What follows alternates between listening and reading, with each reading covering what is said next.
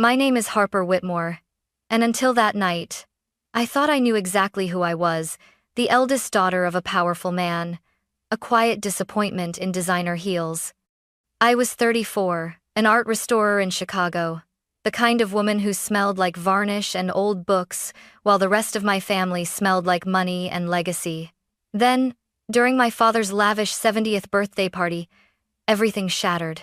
He raised his glass, smiled for the cameras, then slapped me across the face so hard the room froze.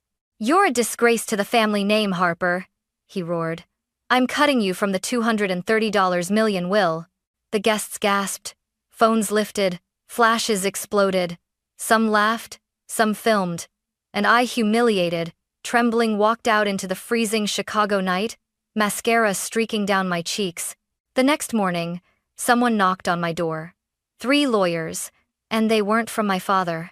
When my father's hand struck my cheek, the sound echoed through the ballroom like a gunshot.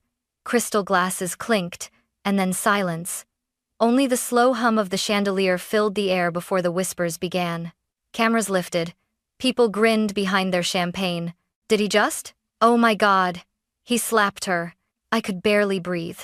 The room tilted, the floor spinning beneath my heels.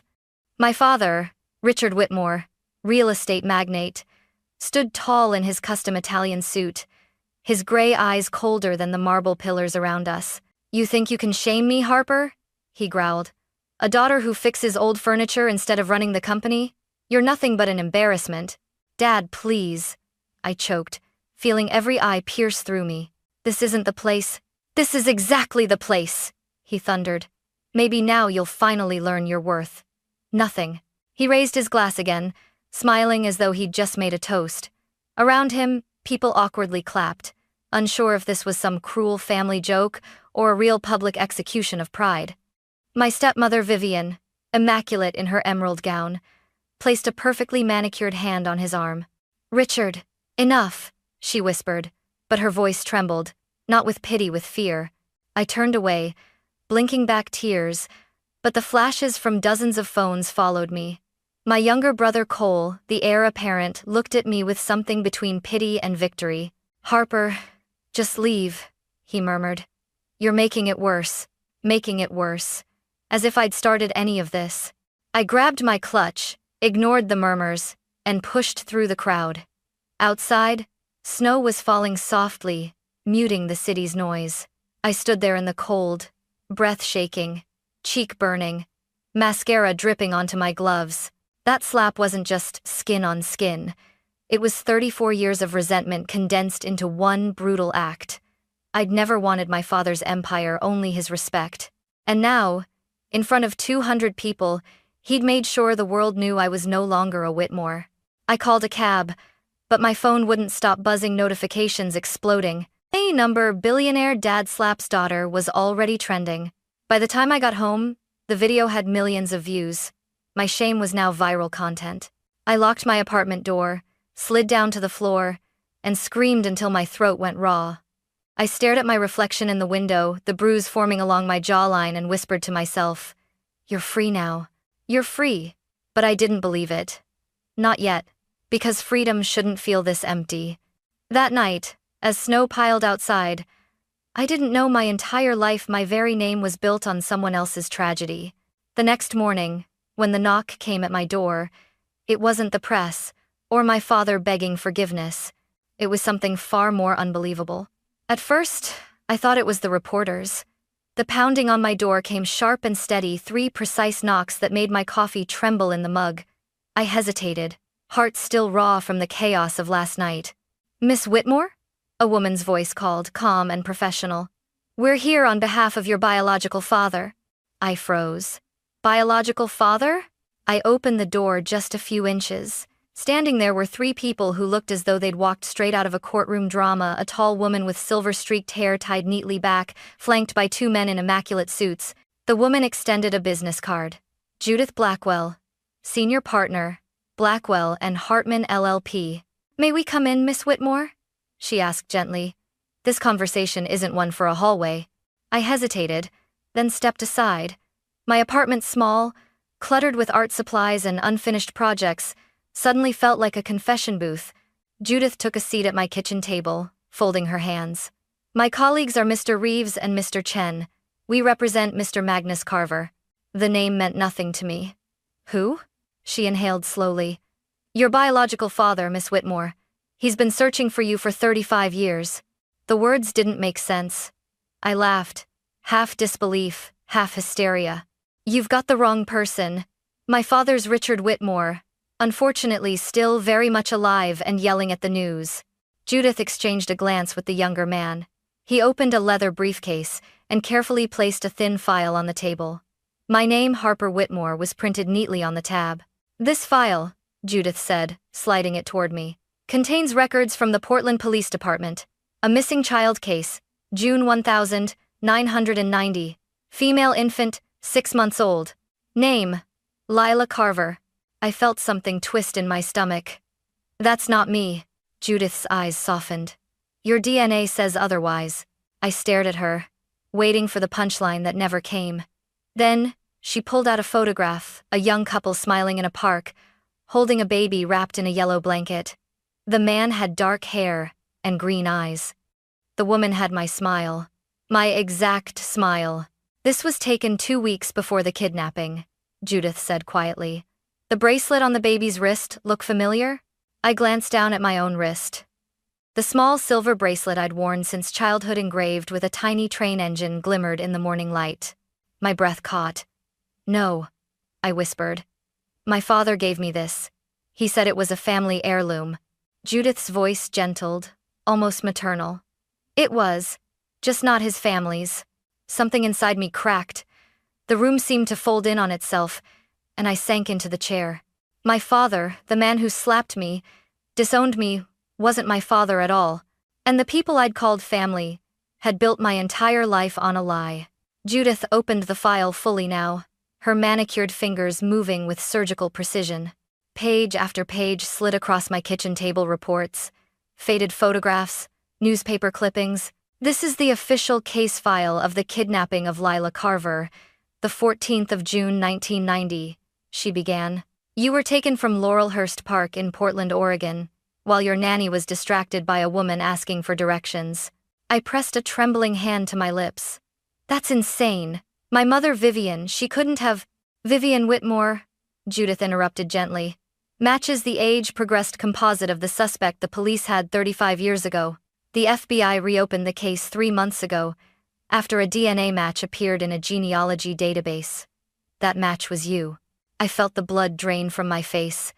My voice cracked. You're saying she kidnapped me? Yes, Judith said softly.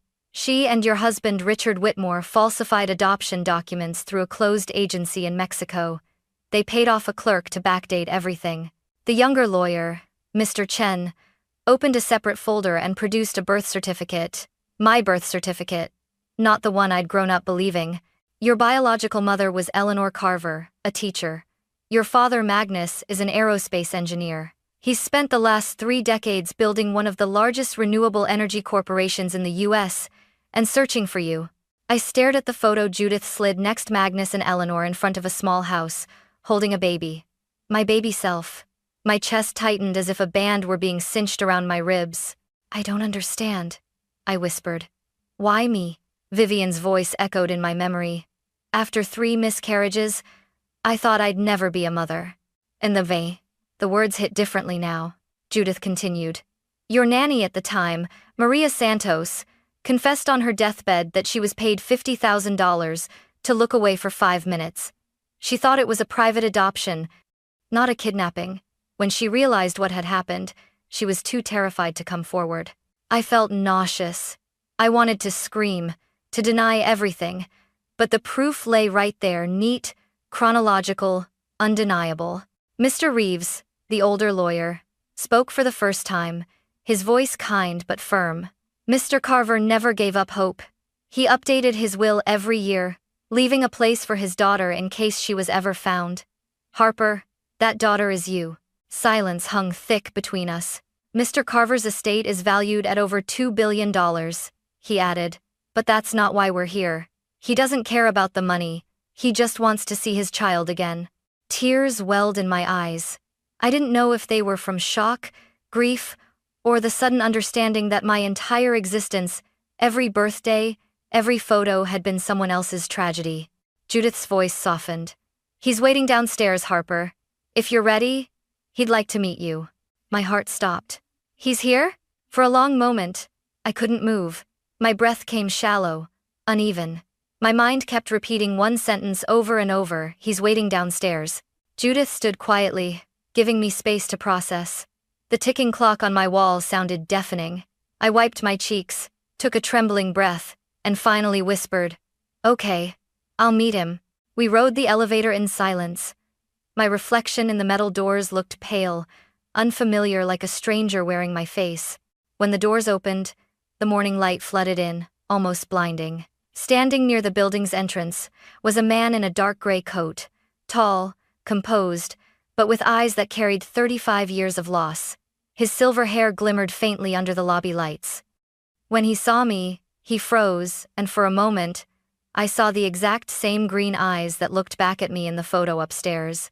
He didn't rush to me. He simply whispered, "Lila?" My throat closed. I think so," I managed to say, tears already spilling down my face. He took a hesitant step forward, voice shaking. "You still have it, the bracelet?" I looked down. The tiny silver train gleamed softly on my wrist. "You gave me this?" I asked, my voice breaking. His answer was just a nod, and then, "Your mother picked it out. She said you'd love the sound of trains." He covered his mouth with one hand, trying to contain a sob. For a man who had built an empire, he looked utterly fragile. "I wore the matching one every day," he said. "Every single day, hoping I'd see you wearing yours again." I didn't even realize I'd moved until I was standing in front of him. When his arms went around me, something inside me cracked open. He smelled faintly of cedar and rain, like home, a home I'd never known but had somehow always been missing. For the first time since that awful night, I felt safe. We stood there for a long time, just breathing. When we finally stepped apart, he wiped his eyes, smiling through tears. "Your mother, she would have loved to see you. She passed 5 years ago, but she never stopped believing you were alive." Ah, the words hit me harder than the slap from last night. "She's gone?" I whispered. He nodded. "But she left something for you, letters, journals, even the nursery she kept untouched all those years." A sob escaped my throat. "She kept my room? She refused to let me repaint it," he said, voice trembling with love and grief. "Every birthday, she'd leave a little gift inside. She said someday, you'd come home to open them." I covered my face, crying into my palms. Everything I'd lost, everything I'd never known, had been waiting for me all along. That morning, in the arms of the father I'd never met, I finally understood sometimes family isn't who raises you. It's who never stops searching for you. 2 weeks later, the world that had collapsed around me shattered all over again, but this time, it wasn't my life being destroyed. It was theirs. I was sitting in Magnus's car, parked across from the Ravenswood Country Club, the same place my father, Richard Whitmore. I still struggled to call him anything else, played golf every Tuesday. My phone buzzed with a message from Judith. "It's happening. Stay in the car." Inside the club, laughter echoed from the terrace. I saw him, impeccable as always, wearing his crisp white polo, laughing with his business partners like nothing had happened. Vivian stood beside him, sun hat tilted just so, sipping her mimosa, every inch the picture of control. Then, the FBI cars rolled in. Doors slammed. Agents in navy jackets poured out.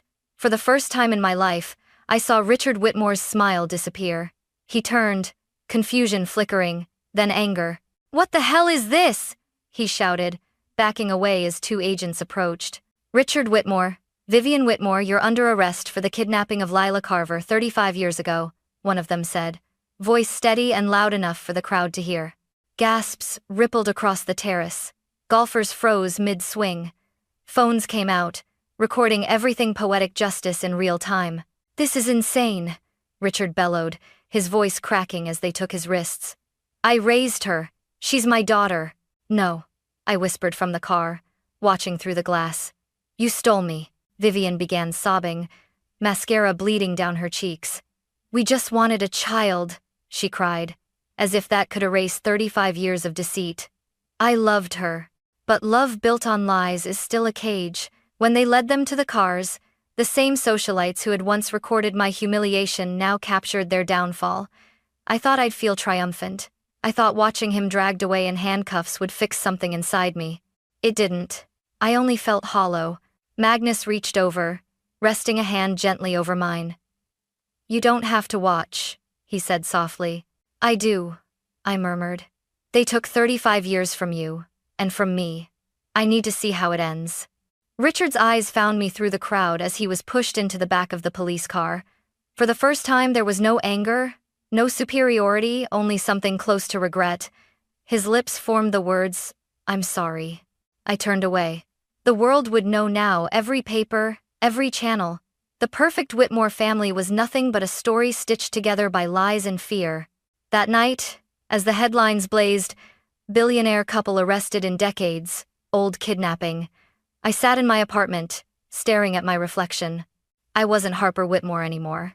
I was Lila Carver. And for the first time, that name didn't feel like a stranger's. It felt like the truth. When the court hearings began, my world turned into a blur of headlines and testimonies. Every network wanted an interview. Every magazine wanted a photo. But all I wanted was silence and answers. Magnus refused every offer to exploit the story. "We're not selling pain," he said simply. Instead, he took me home, not to his mansion or company headquarters, but to a modest 2-story house overlooking the Oregon coast. "This," he said quietly as he opened the front door, "is where your mother kept waiting." The moment I stepped inside, the air changed. The scent of old lavender and ocean salt filled the space. Everything was frozen in time, the floral wallpaper, the rocking horse in the corner, even a faded photo of a baby girl with a silver bracelet taped to the fridge. My hands trembled as Magnus handed me a small wooden box. The latch creaked as I opened it. Inside were dozens of envelopes, all addressed in delicate cursive. "To my Lila, for when you come home." I couldn't breathe. My knees went weak. The first letter was dated the 14th of June 1990, the day I was taken. "My sweet girl, if you ever find this, know that not a day passes without me believing you're still out there. When I hear a train whistle, I imagine you laughing. When the rain hits the window, I imagine you sleeping safe somewhere." Ah, tears splashed onto the page. My vision blurred as I read the next. "Your father built you a toy chest. It's still in your room. He polishes it every year on your birthday. We never stop celebrating you." I pressed the letter to my chest and sobbed deep. Aching sobs that came from a place words couldn't reach. Magnus knelt beside me, his own tears falling silently. She was extraordinary," he whispered. "When the police told us the trail was cold, she refused to give up.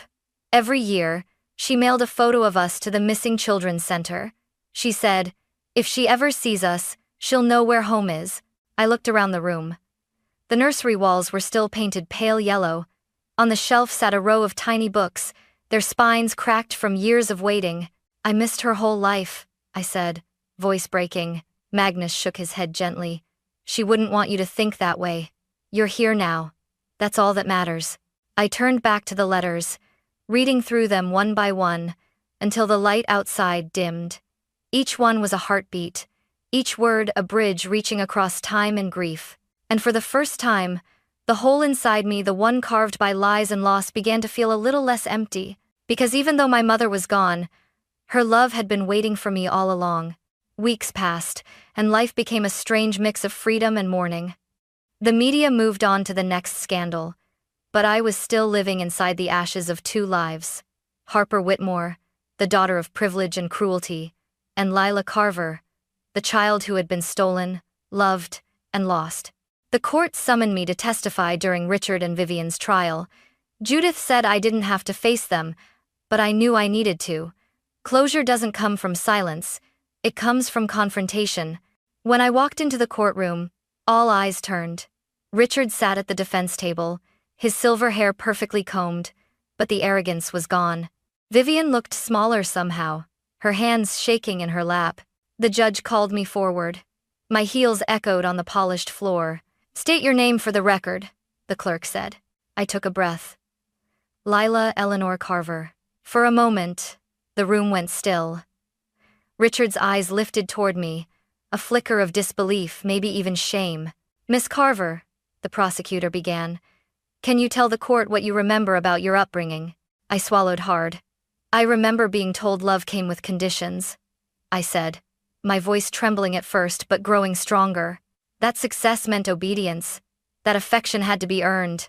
I didn't realize until now, none of that was love. It was control. Richard's jaw tightened. Vivian started to cry softly, whispering, I'm sorry, Harper. I turned to her. My name is Lila. The prosecutor nodded at me to continue. I used to think my father's approval was the only thing that mattered, I said, my throat thickening. But now I understand something. Love that destroys someone's spirit isn't love at all. You didn't raise me. You trained me to be afraid of failing you. Tears blurred my vision. But you couldn't erase who I really was. Even after everything, the truth still found me. The courtroom was silent, except for the scratching of the stenographer's keys. Richard stood suddenly, ignoring his lawyer's hand on his arm. I wanted to give you a life, he shouted. Better than the one you would have had. The judge's gavel slammed. Mr. Whitmore, sit down. But I didn't flinch. I met his eyes, the same eyes that once looked at me with disgust, and said quietly, You didn't give me life. You stole it. His face crumpled. He sank back down, defeated. When I left the courtroom, the cold air outside hit me like a cleansing wind. I exhaled for what felt like the first time in years. Magnus was waiting near the steps, holding a warm coat open for me. You did well, he said softly. No, I whispered, taking his arm. I finally did right. For the first time, I wasn't running from my past. I was facing it and walking towards something real. ChatGPT Darnoy. It's been 6 months since the verdict. Richard and Vivian were convicted on multiple counts of kidnapping, fraud, and obstruction. They'll spend the rest of their lives behind bars. Two people who built their empire on deceit, now confined by their own lies. The news called it the Whitmore scandal of the century. But for me, it wasn't a scandal. It was liberation. I sold my apartment in Chicago. I couldn't stand the city anymore. Every corner whispered the ghost of who I used to be. Magnus offered me anything I wanted. A home, a trust, even a seat on the board of his company. But I told him no. I need to build something myself, I said. Something honest. So I reopened a workshop in Portland, the city where it all began. I called it Eleanor's Hands, after the mother who never stopped believing I'd return. The space smelled of sawdust and varnish again, just like before. But this time, it wasn't an escape. It was a tribute. Sometimes Magnus visits. He sits quietly, watching as I restore antique pieces, breathing life back into things time forgot. You got that from her, he told me once, smiling. Eleanor used to fix everything: broken toys, broken chairs, broken hearts. Every evening, before closing, I light a candle beside the box of letters from her. I've read each one at least a dozen times. Her handwriting has become a map I follow back to peace. One letter, the last one she ever wrote, ends with these words. If you ever find your way home, my darling girl, remember, your life didn't start with what was stolen. It starts with what you choose to rebuild. I've memorized that line. It's become my mantra. The mahogany desk I once restored for Richard now sits in my studio. Magnus bought it from the estate auction, insisting it should stay where it belongs with you. At first, I wanted to burn it. But then I realized that desk doesn't represent him. It represents me, the woman who turned pain into purpose. One afternoon, as the sun poured through the workshop windows, Magnus handed me a small velvet box. Inside was the matching silver bracelet, the one he'd worn for 35 years. I think, he said softly, they should be together again. I clasped it next to mine, feeling the cool metal against my skin, two halves of a promise finally whole. I'm not Harper Whitmore anymore. I'm Lila Carver. And though my story began with lies and loss, it ends here in truth, in forgiveness, and in the quiet hum of a workshop by the sea, where every piece I restore feels like I'm repairing a little part of myself. Because sometimes, the life you were meant to live is the one you have to build with your own hands.